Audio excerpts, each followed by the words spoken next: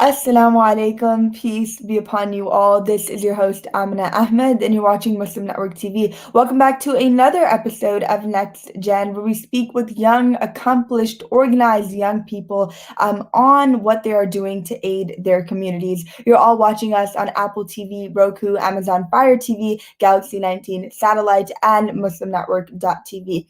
Now, previously on Next Gen, we have covered the farmers' protest. In the context of why farmers are protesting, if you are not aware on that issue, then you can go watch that previous episode. But today's discussion will be focused on 6 months into the protest. What are we seeing? Have the farmers been able to gain justice, or has the Indian government been ignoring their request? So today, to discuss this, we have with us Govind Bali, an advocate, a social worker, a lawyer, an entrepreneur, and a youth speaker. He aims at promoting the idea of youth empowerment, and he believes the idea of change can be fulfilled through legal activism and wants Indian youth to realize their development in this. He writes extensively on political issues and issues of human rights with keen interest in constitutional law, and has been trying to provide and promote legal aid in the rural parts of India. Thank you, Govind, for being with us. It is, I believe, 3:30 a.m.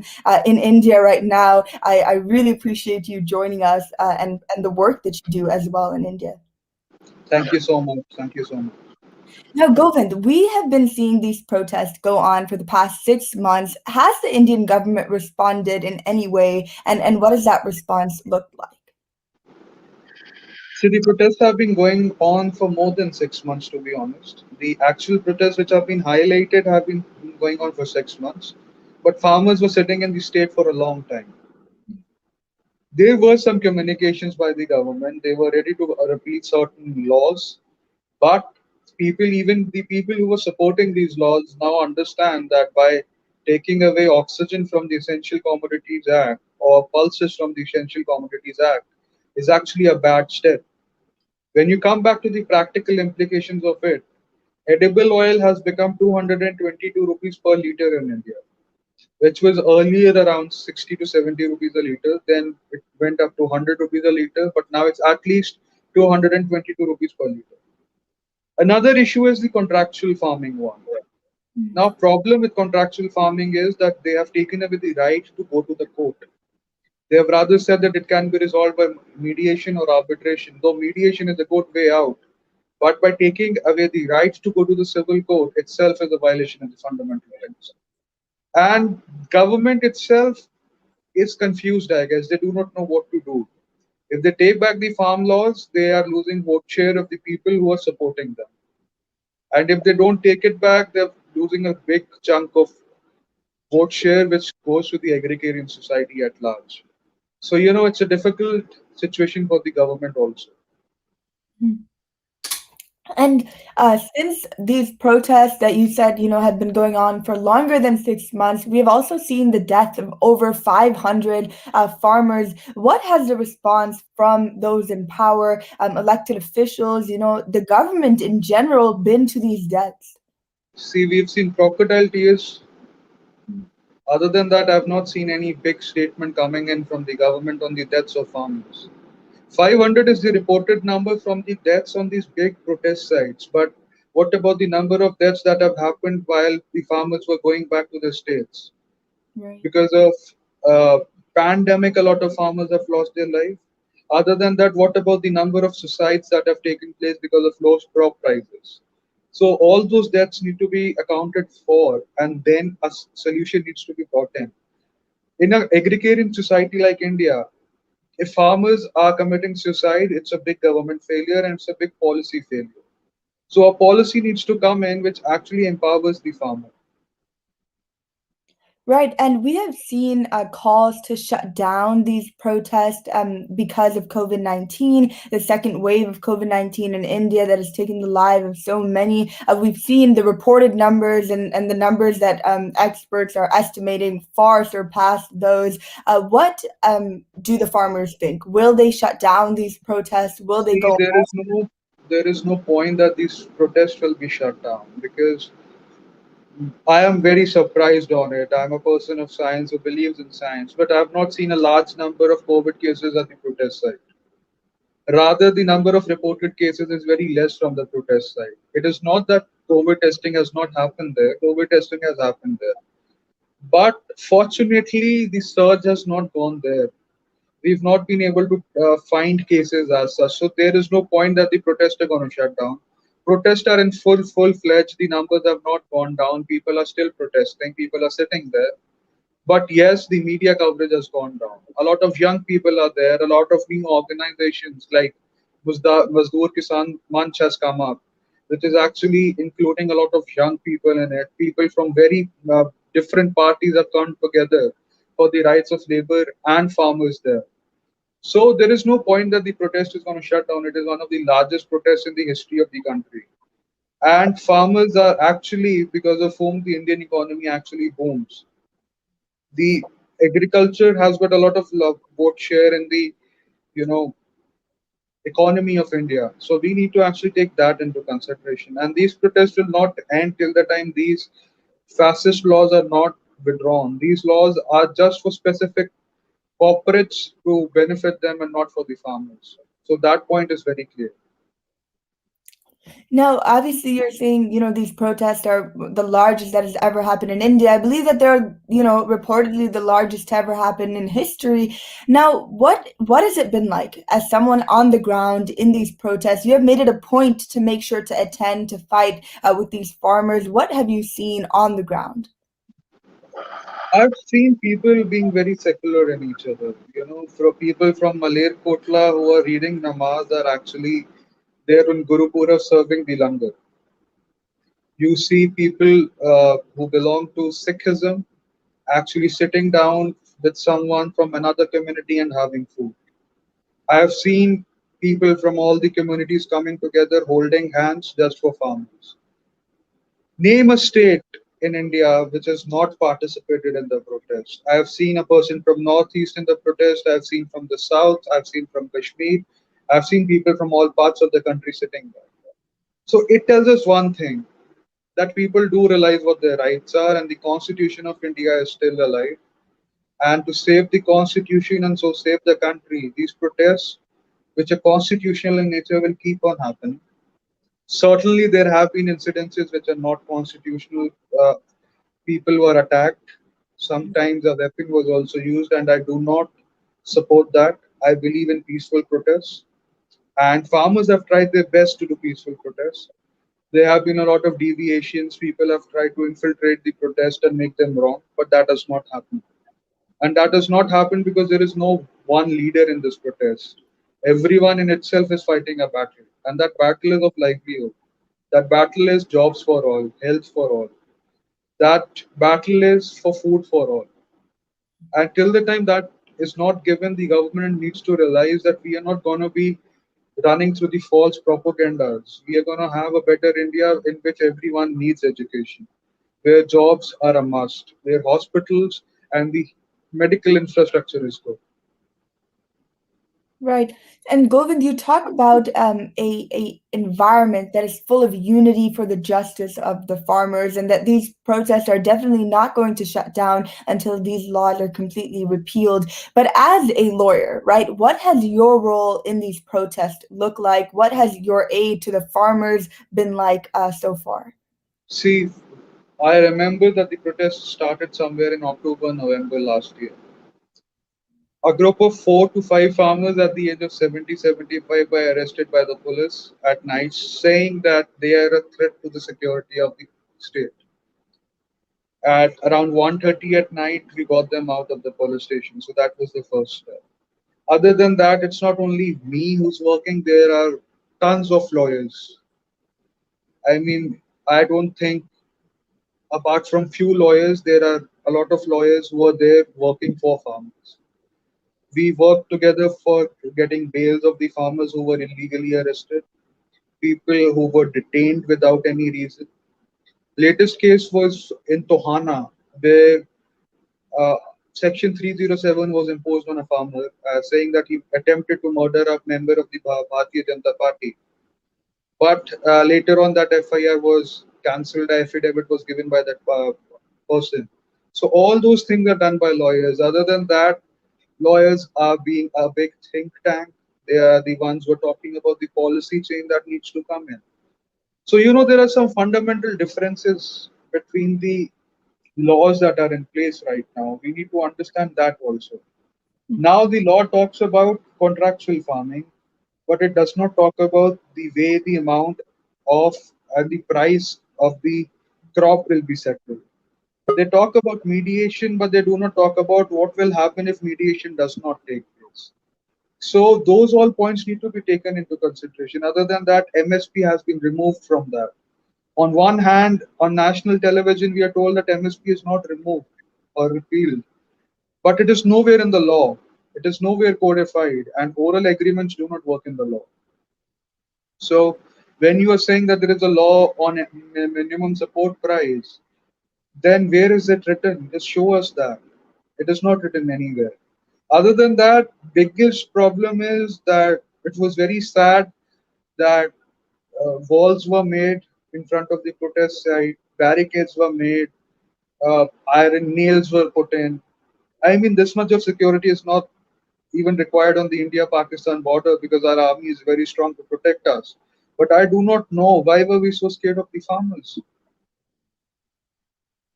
So there seems to be two things, right? A lack of clarity from the side of the government, and as well as these precautions, like you said, that are being taken against farmers who are, for the most part, peacefully protesting and demanding what is truly just theirs, right? What is rightfully theirs. Govind, we will continue to talk about these protests, what is happening on the ground, as well as what people across the world can do to help these innocent farmers who are fighting for their rights. Thank you all so much for joining us, and we'll be right back after our short break.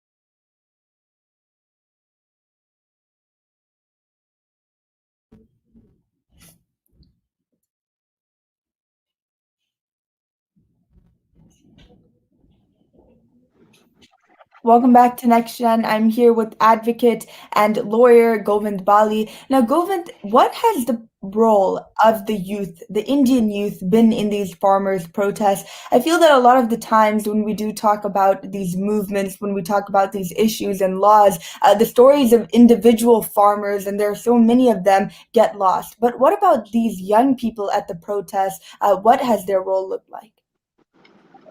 A lot of young people have been there in the protest. The protests are actually being guided by the elderly, and the young are actually outraged because their elders have been attacked by the system. We've seen a 90-year-old guy being beaten up and his head pouring out blood. So the young are there to support the elders, and they understand that they are the future of the state. And if farming laws change and everything gets into corporate hands and contract farming comes in, they are the ones who are going to suffer. So they understand their responsibility, and they also understand that the constitutional value of the countries are in peaceful protest. So you'll see them being big bodybuilders, some of them being wrestlers, some of them being hockey players, some of them being students. from all classes. They're all there. So youth has played a very big role. A lot of young lawyers have come forward. A lot of young media people have come up. You will see on ground reporting by local journalists who are not above 35. So there is a lot of role of the youth in these movements. And what about the larger media? You spoke about how many young reporters are out there covering the protests. What about more established media? Have they been covering these large protests? I mean, they're not easy to miss. They have covered some part of it, but they have manipulated a larger part of it. I'm not talking about the media at large, but there have been channels specifically who have tried to play in the hands of the government rather than reporting what's happening at large. But media has played a great role. There are channels which have reported every bit of it. There are channels who have been boycotted by the farmers. There, I won't name any channels as such, but they were not allowed to get into the protest site by the farmers. So even farmers understand that who is being not righteous with their duties. So we can actually go forward with it and talk about media a lot because media is actually called the fourth pillar of democracy in the country. But it is unfortunate that it has not been able to work as a pillar of democracy.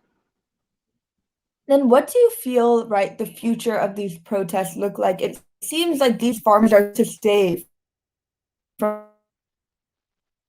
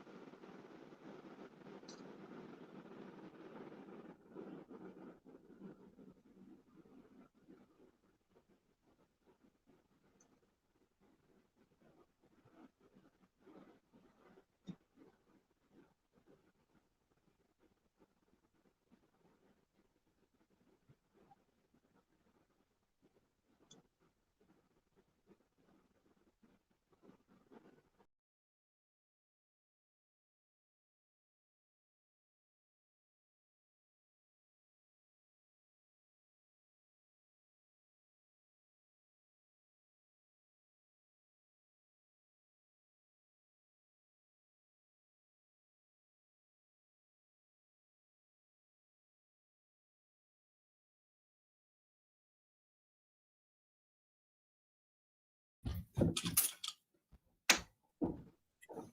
the future of these protests look like?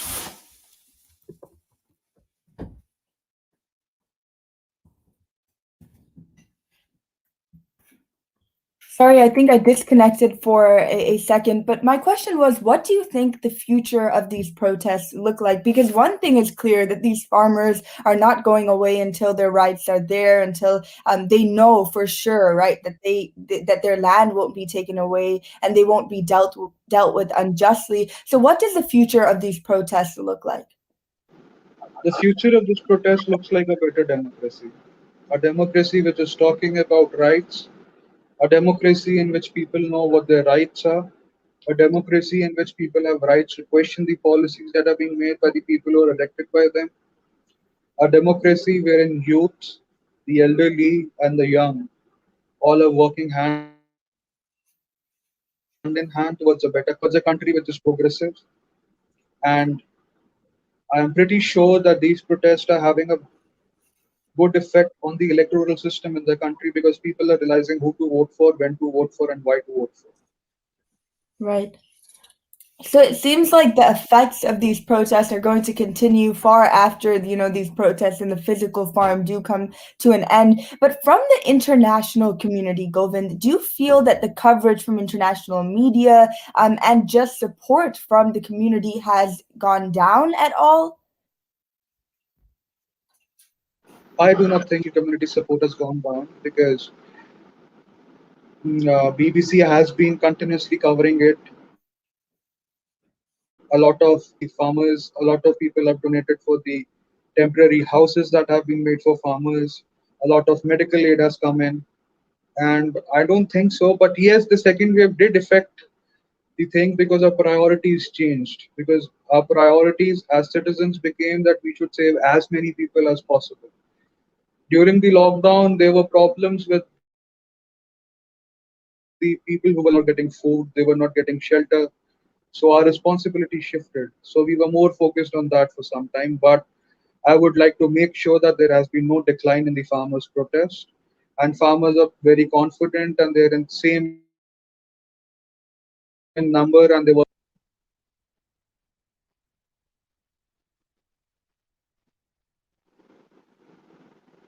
Believe that you are not audible. am I audible now? Am I? Yeah, I can hear you. You're just cutting out a bit. But Govind, my question to you is that do you think, the international community, aside from just sharing on social media, aside from informing people around them about these protests, what The else can they do to help the farmers? the farmers are self-sufficient. The Indian farmer has always been self-sufficient. And I guess the biggest support could be that we could come up with a better policy for the country.